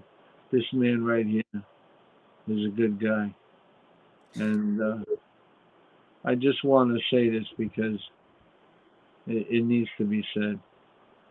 When people are asking for help, that's when you find out who your real friends are. When people are down and out and they knock on your door and they say, "Hey JC, can you open up? I got something that I need to say, and maybe I could say it on your platform." And the guy goes, "Yeah, bro. One of these days we'll do something together." Closes the door and pushes you to the side. And you do that one door, two doors, three doors, four doors, and you say to yourself, "Man, these are the same fucking people that are out there preaching old school preaching. We got to stick together. We got to do this. We got to do that." Bullshit. And this is why I get a little annoyed with people. People, like, they see a name like whatever, anybody that you want to say that's famous, and he'll get 100,000 likes, 50 million followers. And if you try to reach out to the person, ain't no way in fucking hell they're gonna get back to you. Ain't no way they're trying to care about you got cancer or you got depression or you got this. They just want their money. They want their fame. And a guy like me or a guy like you that's trying to push something positive and do something to really help people, we got to scrape, scrounge, and fight for one person at a time, you know. And I just wish people would put their priorities in place and realize who cares about you at the end of the day. Just like they said in the Bronx there. Mickey Mantle gonna pay your fucking bills? I don't think so. And Brad Pitt ain't paying mine or Jennifer Lopez or any other of these fucking people. And so give a little credit to the guy that's working out there trying to bust his ass. Follow my man Chris. Follow his YouTube channel. Promote it. Spread it. Spread the word. The guy's out here just like myself. We ain't making no money. We're doing this out of the goodness of our heart. And even if, you know what's funny? Some people say, oh, he's making money. If you do a good job, you deserve to get paid. I mean, that's just the way it is. Yeah. You know, unfortunately, I don't get paid. And if anybody wants to pay me to be a sponsor or a mentor, yo, I'm in. I'm in. I'm in. Well, But show some love and respect to this guy right here. I Um, appreciate that, John. no, but like I said, you learn real quick in this life. Like when everything is going well, everybody's on your back. Like yeah. When the fucking bottles were popping in the club and money was rolling, I had fucking 10 people deep, 15 people deep, 20 people deep, dropping coin at the buying shots. And now I look around, I look to my left, ain't nobody there. Look to the right, ain't nobody there. And the people that say, yeah, the real good people that you think are gonna be there when shit hits the fan, and you knock on their door and they're like, nah, man, I got you, but not right now. Come back to me soon, and we'll work on something together. But I got you. Keep doing what you're doing, but I got you. And you're just like, but dude, just want to talk on your platform for like a half an hour. Yeah, bro. I got you. I got this. We got this. Don't worry about it. And you're like, really? And then you meet a guy like Chris, who don't know me for nothing, doesn't owe me anything. I don't know him. And we start talking and we like each other's vibe. And he says, yo, you want to come on tonight? And for that, I tip my hat to you, bro. Um, and you're welcome, I mean, to my house. and my wife is a mean cook, bro. So if you ever in the Long Island area and you ever leave Pennsylvania, wherever the fuck you are, Pennsylvania. Am I gonna drive to Pennsylvania today? Definitely not. Yeah, I don't you think don't want to come to PA. I don't think I need to even know anybody in PA. You don't know any Philly people? Philly, yeah, Steve Matarano and a couple of Louis Sacramone. There's a couple of good people out in South Philly, so mad respect and love to those guys too. Yeah, And absolutely. And I want to say, I'm sorry, were you going to say something? no, I'm just looking at somebody wrote something. We are here for you, JC. Yeah. I just wanted to say, that we're learning a lot from you, that's for sure tonight. And the one thing that I seem to have picked up on throughout everything you've said is that, although you've taken a big loss, obviously, with this health condition, and you're suffering every day, it seems like you not only kept a good spirit, but it seems like you feel like you've been given the gift of time in a way. 100, bro. Because if I'm gonna tell you, if I didn't have this right now, I'd be sleeping, obviously, because I'd probably be getting up at 4:35 in the morning, setting up my trucks, getting the guys ready, leaving the yard by 7, and probably not coming home till about 6, 7 at night, then running out to do estimates.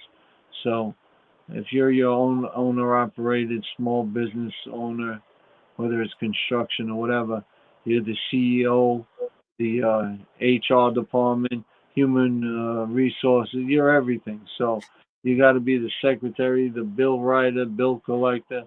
So it takes up a lot of your day and a lot of your time. And would I give this up and go back to that? I would, but I'd be missing out on a lot of things. Like today, my daughter for the first time went on the potty. I mean, to see this kid's face, she's like, "Daddy, Daddy, I went on the potty," like and you're like, "Yeah." And some people have to see that through a camera. Some people have to see that through a videotape. Some people don't even get to see that. And I got to see it, and I got to see the joy in that little kid's like. She's like, "Yes, I could do it. Yes, I can. I did it." And if you ever watch WWE. I forgot the guy's name, but he goes around saying yes, yes. So I put on that video, and me and my daughter are stomping our feet, going yes, yes, yes. And so, or watching my son fucking destroy everything inside. The guy's like a little tank at a year and a half. Um, you miss that stuff, and that's one thing that my father also said. He said, "Hey kid, you can't just spend time with your kids. Enjoy that time." Because before you know it, it's going to be over, and they're not going to be little anymore, and they're going to be adults. And so, like I said, it's a trade-off, bro. You're not making any money, but you're living life a different way. And I'm going to tell you something. If you make $10 a day, or you make $5 a day, you'll figure out real quick how to live, like Yeah. real quick. Shit that like Starbucks becomes a luxury. Like when I drive past Starbucks, I used to get Starbucks every morning, right? Imagine every morning a small, tall. First of all, it's funny when I go to Starbucks, I can't even like order coffee. Tall, grande, medium, this, that.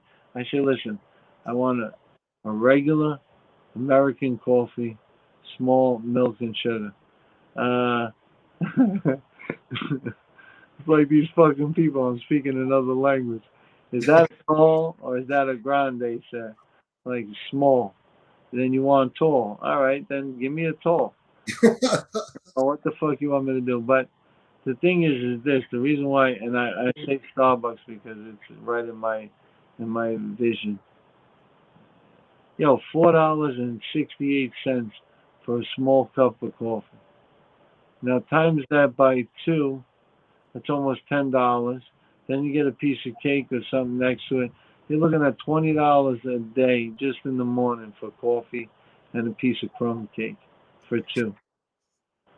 You can go to Stop and Shop or Foodland Express and buy a whole can of Folgers for like $3.99 and makes you 1,000 cup of coffee. Yeah, Ow! you're right. You know, you get the Maxwell House or the Folgers, good to the last drop or some shit like that. I mean, like they got some real good coffees in the coffees in the aisles there. Their cans are like this big, and they never go bad because they're like seal packed for 100 years. And you can leave that can. And the one thing that stops everybody from doing that is time, because people in the morning don't have time to make themselves a cup of coffee, don't have time to put on their makeup, don't have time to shave their fucking beards. They don't have time to do any of that. They go find the time while they're driving to work. You see the guy going like this and at every stoplight, and people are beeping the horn. Or you see the lady doing her makeup. Why? Because they don't wake up an extra hour earlier to fucking find the time to do things at home in the comfort of your own bathroom rather. The other day I saw somebody eating a bowl of cereal, bro. You had to see this. He had the bowl of cereal in between his legs. He had the spoon in one hand, steering wheel in another. And I'm just looking at this fucking guy like, bro, if you hit my truck, I'm gonna back this truck right over you. I mean, I'm serious. Eat a bowl of cereal while you're driving a car at 6:30 in the morning. It's ridiculous. It is. So, so people would rather spend 10, 15, $20 a day on a cup of coffee that they don't even make right because the girl behind the counter, hawa, bum, bum, bum, bum, bum, bum. I can't hear you very well. Well, your exhaust on your truck is a little loud. What do you want? So I wind up getting, forget it. Tall caramel macchiato turns out to be some fucking fruity ice shake. I don't know. But I'm saying is that they never get it right, whether it's too sweet, too soft, too dry, too wet, whatever the case may be. So take the half an hour. Instead of waking up at 7:15 to be at work at 7:20, get up at 6:30. What the fuck is an extra half an hour going to do for you anyway? Yeah. Yeah, it's the truth. Everybody's in a big goddamn hurry. But you know what the best is? The accidents that happen at the drive-through Starbucks or Dunkin' Donuts are beyond belief. The people are backing out because they're in such a rush. Now they're running late to work because they had to stop to get their fucking coffee. And they're Yeah, backing up into each other, beeping at each other. So to take that extra half an hour to make the coffee at home, you'd rather sit in 20 minutes in the fucking drive-through line, talk to somebody that can't even fucking hear you, and order something that doesn't even come out the way you want it, just because you don't want to go to get a can of Folgers or Maxwell House or some other fucking coffee that's out there. And no, this is not a promo for them because I don't make any money off of them, but it's just a smart way of thinking. Use your brain a little bit, guys. Common sense will always win. yeah. Yeah, well, a lot of people don't have common sense these days. Where did it go, bro? Where the fuck did all the common sense go? I don't know, man. The world is a confusing place now. I don't know, Yo, especially lately. I gotta ask you because I'm getting, a lot of text messages asking me this. I know you said you don't want to do this, but people are asking if you have a cash app that you want to give us.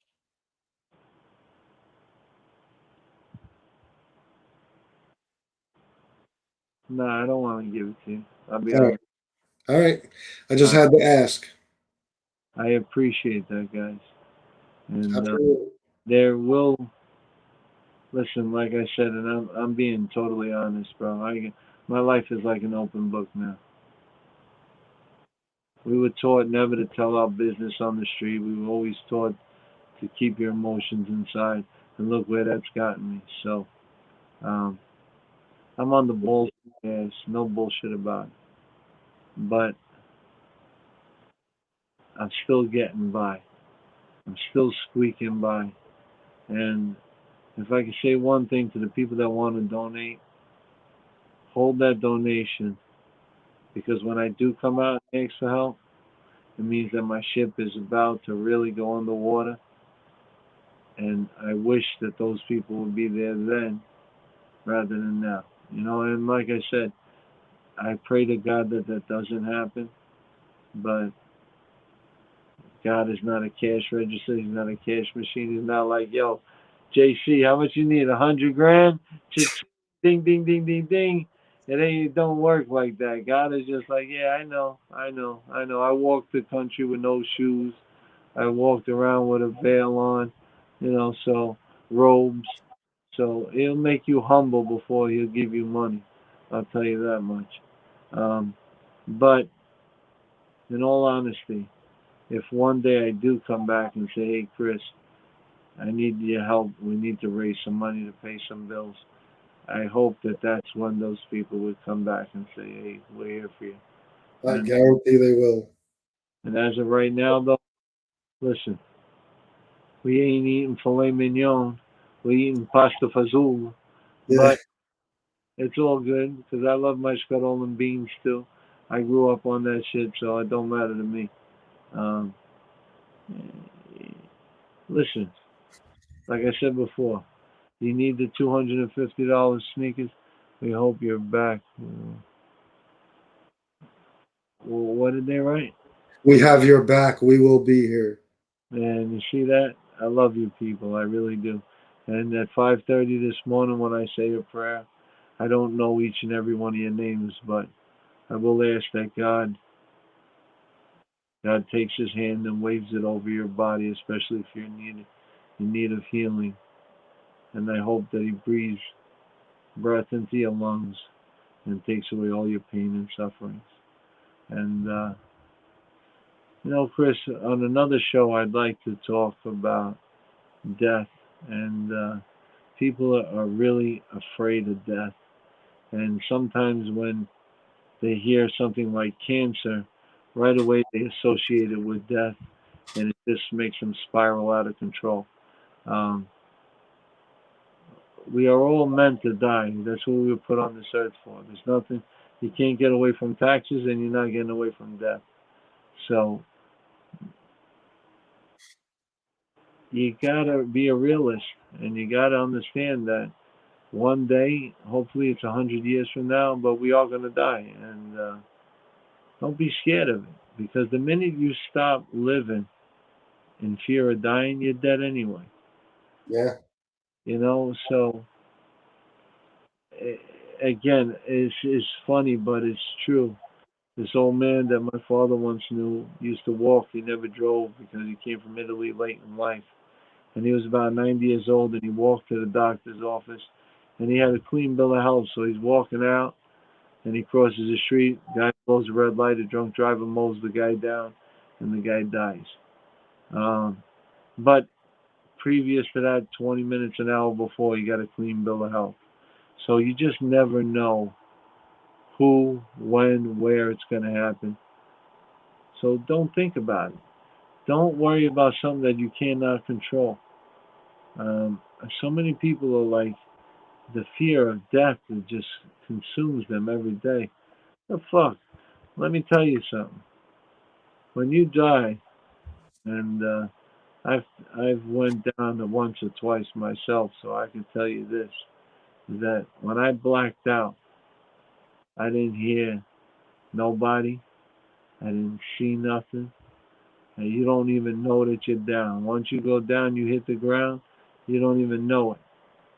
So let me just tell you, don't be scared of it, because it's gonna happen regardless if you're scared or not. It's gonna happen to everybody, not just everybody. So live life, enjoy life, worry about it. Plan for things, but just live.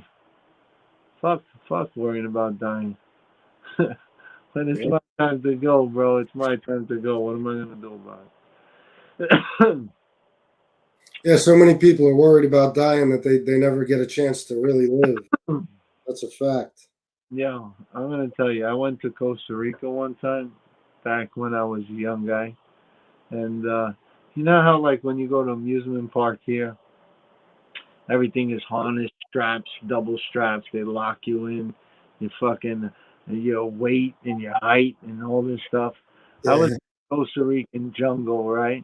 And they have zip lining, and they have two Costa Rican guys with a hook and a fucking zip line from tree to tree going across the forest. And basically, the only thing that you have is a little hook. Click. The guy gives you a kick in the ass and he tells you don't put your fingers in front of the rollers because you chop your fingers right off. So always keep your hand behind you. And so be smart because you don't want to be foolish and die because of stupidity. I'll tell you that much. So what we did was we had a guy named Mauricio. He was about 400 pounds, and I said, Mauricio, do me a favor. You go first and see how it feels, and let us know how it is. So shit, man. When I saw his fucking big ass get on that thing, he made it down safely. I said, okay, hook me up.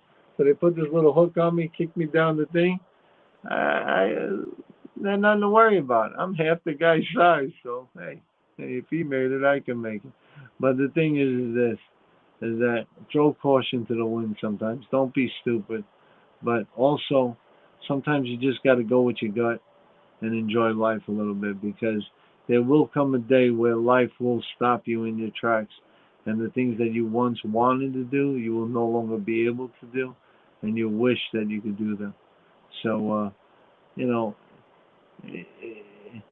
it's funny, like I said, when you get out of the rat race for whatever reason and you get back into the human race and you wake up at a normal hour and, you have lunch at the table rather than in your car and you sit down with your family and you have conversations, you hear people and kind of listen with a different ear.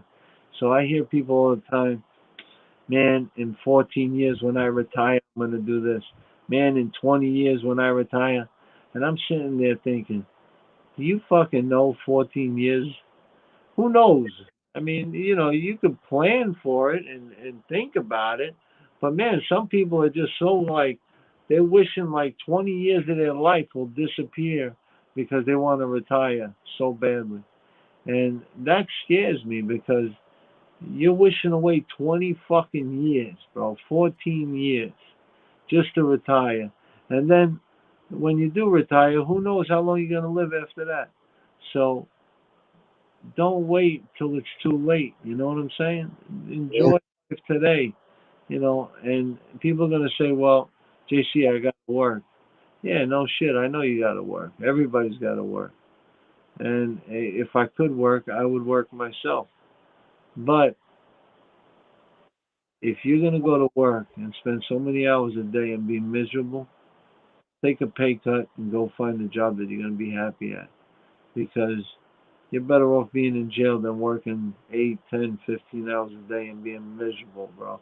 I mean, there's some people that are just misery on earth, and what the fuck do you want that for? yeah, yeah. It's true. I could talk, right? My mouth doesn't stop. Oh, that's fine. We love listening to you.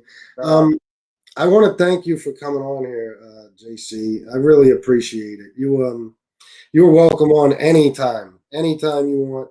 I'm I want everybody to subscribe to his channel. I'm gonna drop the next, link again. next. How about 3 weeks from next Tuesday? There you go. No, Yeah, anytime you want. Really, I want you to keep in touch with me. I'll keep in touch with you. I And the one thing that I want to build is friendship because you can give a guy $5, $100, $1,000, and you see it and you take the money, you make the exchange, say thank you very much, and you never see that person again. Yes, the money is nice, but friendship, love, family, that's what makes the world go round, brother. And the only thing I ask for is your friendship. And you already extended that olive branch out already, so like I said, I know you're a stand-up cat, and I really appreciate that. And maybe next time we'll do a little we'll do a little Goodfellas, we'll do a little Bronx Tale, maybe we'll do a little fucking Analyze This. I think that was one of my favorites. I like it even more now that I understand what anxiety attacks are. Do a little Rocky. Uh, so Oh yeah. we can't make these. Listen, nobody wants to see a crybaby every time you come on. Oh, my life sucks. And you cry and you cry. Nobody wants to see that every day. So we got the crying out of the way. Next time, we're gonna fucking hit the bag. We're gonna smash some shit up. I'm gonna take a sledgehammer and smash this whole table and start breaking shit. Remember that guy who used to smash the watermelons with the sledgehammer? Gallagher. Yeah, whatever happened to that guy? Is he still around? I don't know. I don't even know if he's still alive. I think he is, but I don't know. Yeah, maybe for our next show, I'm gonna get the biggest, baddest fucking watermelons I can find. Put on the coat, just take the sledgehammer and start smashing shit. That'll be some good ratings. That sounds like a hell of a show to me. Yeah. Um, Most importantly, honestly, God bless you. And for people that don't believe, and you believe in a higher power, you believe in the universe, whatever you believe in, I still say to you, God bless you. And spend time with your family. And if you can't pay the bills, don't stress it because the bill collector is always going to be there. The bills, you pay a bill this week, next week another bill comes in, and another bill, and another bill. So, and just because you're young, don't think that shit can't happen to you. Like, oh, I'm only 35, this can't happen to me. I'm only 22, this can't happen to me. Bullshit. It happened to me at 39. And it can happen to anybody. And like I said, I wish this on nobody. I swear to you. Um, and there's the bell. So ding ding, game over. The just uh, just try to enjoy. And before we go, this one guy said people are sitting in traffic in their brand new Benzes, fucking living. But meanwhile, they're in their fucking brand new Benz with heated seats, air conditioned seats, massage chair, this and that. Yeah. You know, And think they're miserable. think about it. You're in the $200,000 car. You're looking to kill somebody because you're in an hour worth of traffic. And why? Because your ass didn't want to wake up a half an hour earlier to leave early for work. Like it's funny. People know there's gonna be fucking rush hour traffic. So if you leave during rush hour, guess what? You're gonna be in fucking traffic. So either Yeah. you leave before rush hour or after rush hour. Common sense wins every time. Capiche? And they'll blame the traffic. They won't blame themselves for Oh, leaving if you're oh. not leaving it early enough. You know what? I want to tell you something else now you said that. And the reason why I say don't wait till it's too late. You see some guy, right? 500 pounds, talking about, oh man, this doctor sucks. This hospital sucks. This sucks.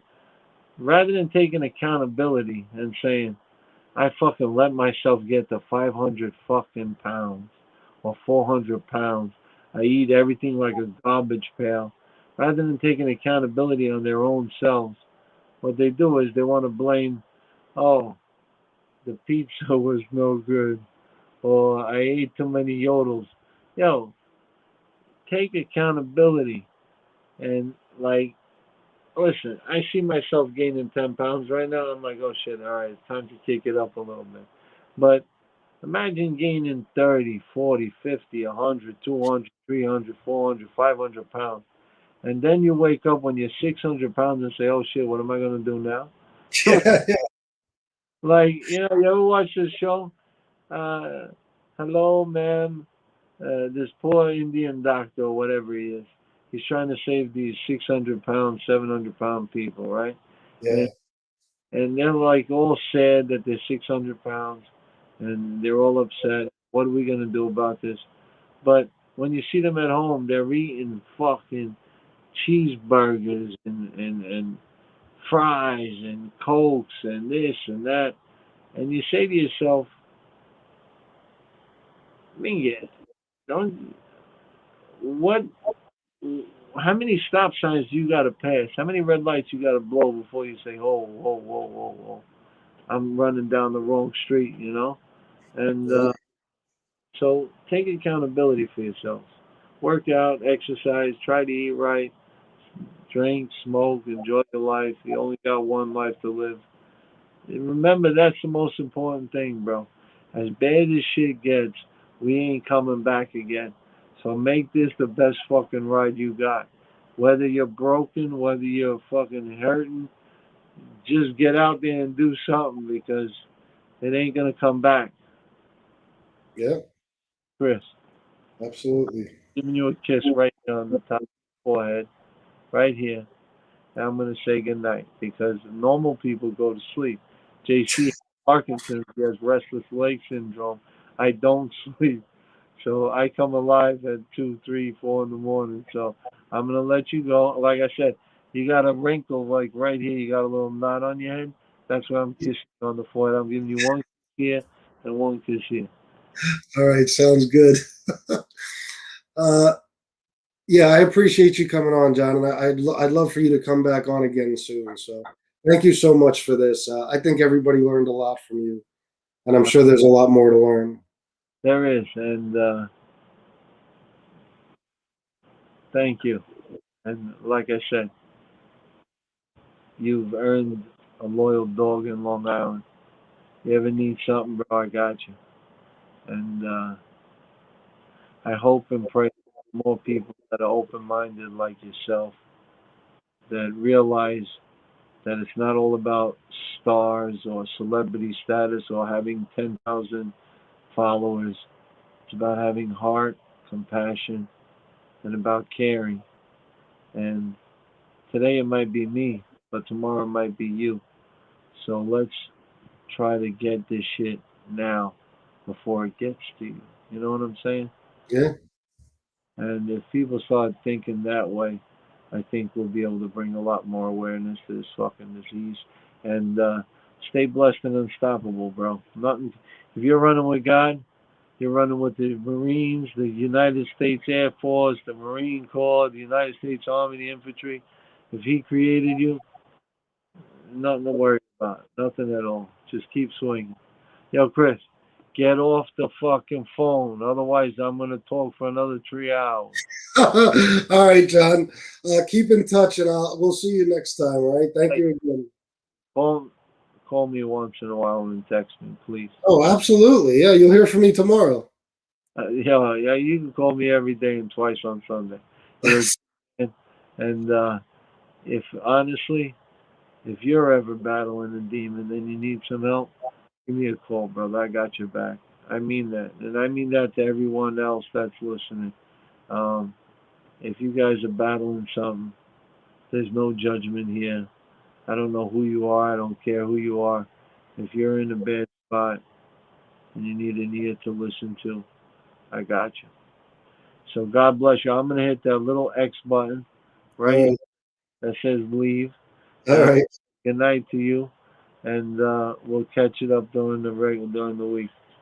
All right. Good night, John. What a guy. What can I say? So grateful to have had him on. That's a true tough guy right there. You got to hand it to him. Not many of us would be able to fight the fight that he's in right now. And it's amazing that with everything he's coming through, he's able to come on here and lift our spirits. But that's what he did, and I appreciate him for that. And I'm going to have him on again. So thanks again, John Capone. Everybody, please subscribe to his page, his channel. I will drop his link again. Follow him on Instagram. I'm not sure if he's on Twitter or anything, but at least go subscribe to his channel. Let's get him up there. Maybe we can get him monetized, and he can, start making some money on YouTube. Because Lord knows he has a lot of good stuff to say, and I'll be the first one watching. I want to shout out Art Kunkel. Happy birthday, Art. I saw that it was your birthday. I remember you saying that earlier in the week. And as of an hour and 7 minutes ago, it's my birthday too. I turned 42 at midnight. So this is kind of my birthday show, I guess. Well, I'm going to do a birthday show with Shanna tomorrow night for sure. There's no co-host I'd rather have on my birthday than Shanna. So we're going to do one tomorrow night, and I might even do something in the afternoon. I don't know. I had a tough day, and I had to make a doctor's appointment for tomorrow at 2. So depending on how I feel in the morning, I might cancel that appointment. I'm not sure. But, otherwise, if I don't do anything in the afternoon, me and Shanna will be on tomorrow night. Thank you, everybody, for the happy birthdays. I really appreciate that. Thanks, everybody, for being cool in the chat. I know there was a couple of dickheads in here, but it looked like you guys took care of them. So thank you, everybody. And until next time, salute.